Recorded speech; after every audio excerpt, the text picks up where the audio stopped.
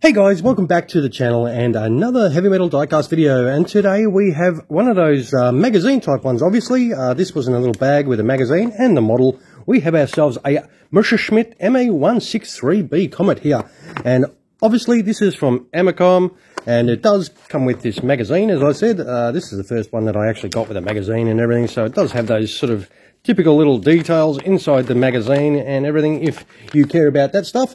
But what we want to do is we want to get to this model, so we're going to get our favourite sort of blade out and maybe see if we can get some cutness into this. That is a word, I've just made that up. And we'll get this thing open so we can check out this Messerschmitt Comet.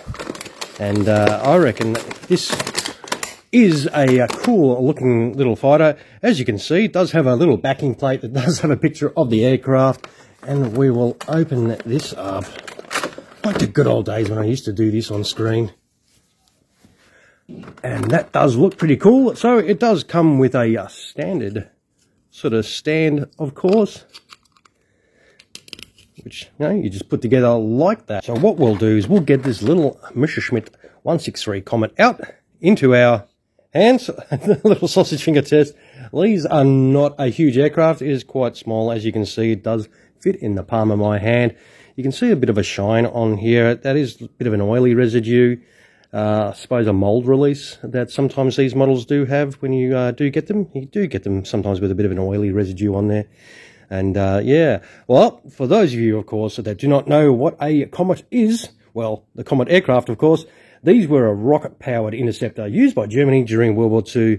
Yes, another another strange, ingenious weapon from the Luftwaffe.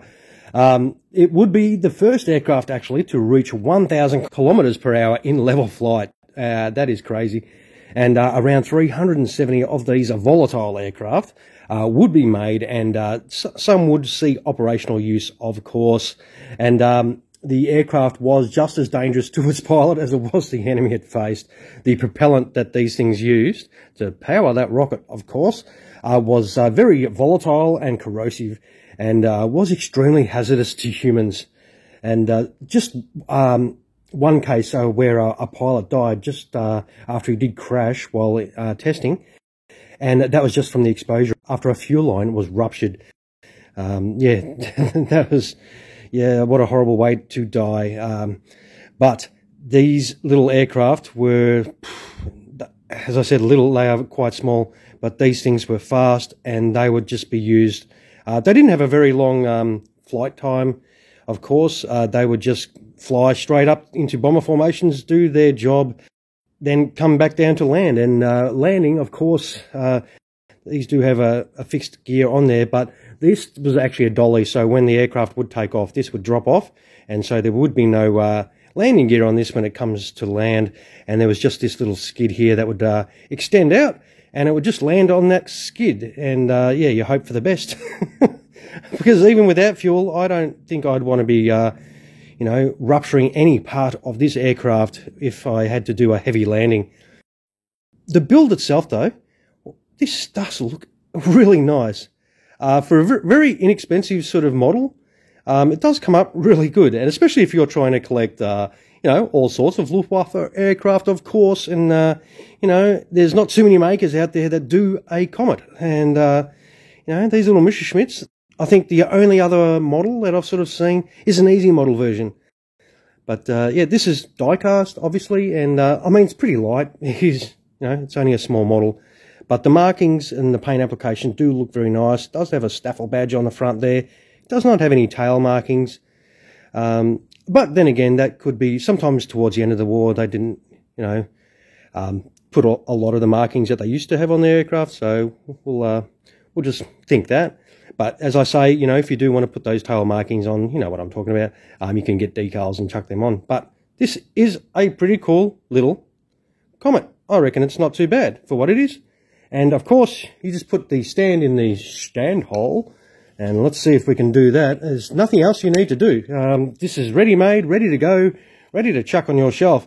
And it is kind of weird that there is no tail marking, but yet there's a big old swash sticker on the stand, so that does make me chuckle a little bit. So we will chuck this down and Put it on the deck, of course. It's miles away now. We'll zoom in and wind up this little video for you as well. And I do reckon this is not too bad a little model for what it is. And of course, there is a little pilot dude in there as well. That little propeller on the front, that does not spin. So once again, as you saw, this was the magazine type one. And this particular one is an Amacom. I think I left an a bit of oily residue on my fingers from this. And yeah, 1/72nd scale by Amacom, one of the magazine type ones. And I reckon it's not too bad to build, of course. And I'll take some happy snaps of this so you can see it without my sausage fingers all over it. So you can see it in a little bit more detail, because this is a very tiny bird, of course. And of course, if you like this like I do, throw us one of those somewhere down there in that little like button. And of course, feel free to subscribe if you are yet to do so, to be kept up to date with all our videos we do put out. And I do put out a couple every now and then.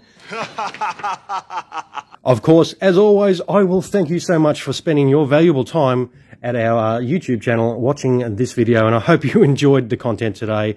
All right, guys, thank you so much for watching. You all have a fantastic rest of your day. Cheers, guys.